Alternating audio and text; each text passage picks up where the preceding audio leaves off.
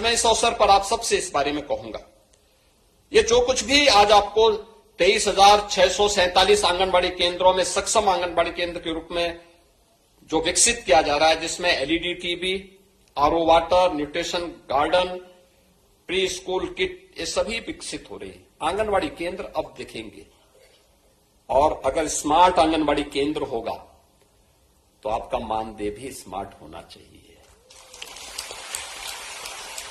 ना। और इसी के लिए हम लोग आज आए हैं बोलने के लिए कि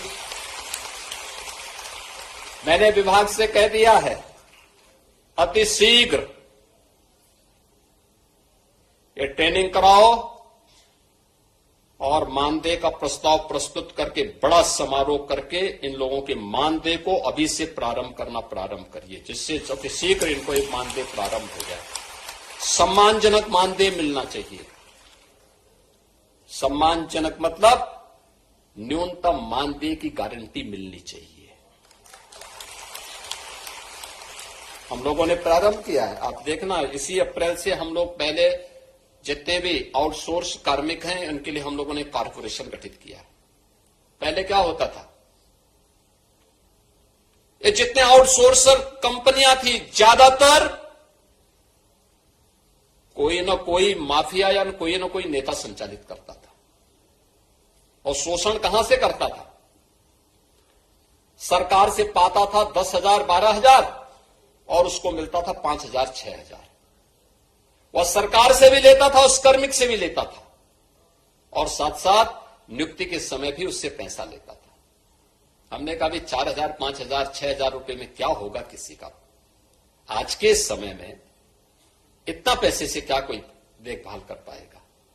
और विभाग को बुला के मैंने बहुत सख्ती से कह रखा है, हर हाल में इसको लागू करो। अप्रैल से मैं चाहूंगा कि इस व्यवस्था को लागू करने की तैयारी करो। अब हम कॉर्पोरेशन को आगे बढ़ा रहे हैं, शोषण मुक्त व्यवस्था बनाएंगे, सम्मानजनक मानदेय अपने कर्मचारियों को देंगे। जो प्रदेश के हित में काम करेगा, प्रदेश के बचपन को संवारेगा, प्रदेश के विकास में भागीदार बनेगा, राज्य सरकार उसके साथ खड़ी होगी, उसको सम्मानजनक जीवन जीने के लिए आगे बढ़ने का अधिकार देगी। और इसके लिए मैं आप सभी आंगनबाड़ी कार्यकर्ती बहनों से कहूंगा, एक बड़ी जिम्मेदारी आपके ऊपर है। यद्यपि आपकी कार्यनिष्ठा पर कोई संदेह नहीं, क्योंकि जब इस संकट में प्रदेश था, हम लोगों ने कोरोना जैसी चुनौतियों को झेला है। और उस समय मैं देखता था बड़े से बड़े लोग पस्त थे, बहुत सारे लोग बहाना कर देते थे, लेकिन तब भी मैं देखता था कि आप लोग घर घर स्क्रीनिंग के कार्यक्रम के साथ सरकार के अभियान को आगे बढ़ाने का काम, तीन तबके को तो मैंने अपनी आंखों से देखा है, क्योंकि मैं भी निकला था। प्रधानमंत्री जी जब फील्ड में उतरे थे तो मैं भी उतरा था, और हम लोगों ने जिले जिले में जाकर के देखा था।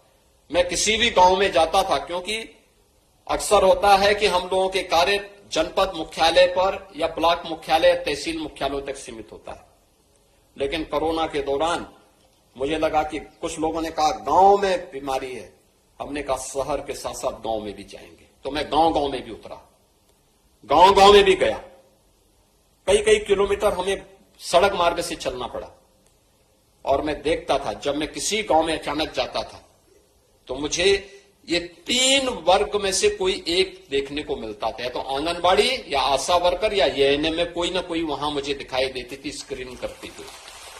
तो ये जो चुनौती का मुकाबला उस समय आप लोगों ने किया है, उसके कारण सरकार के मन में भी है कि नहीं, इनको उसी प्रकार से सम्मान भी मिलना चाहिए, आगे बढ़ना चाहिए, प्रक्रिया आगे बढ़नी चाहिए। और आज इसलिए स्मार्टफोन आपको उपलब्ध करवाया गया है।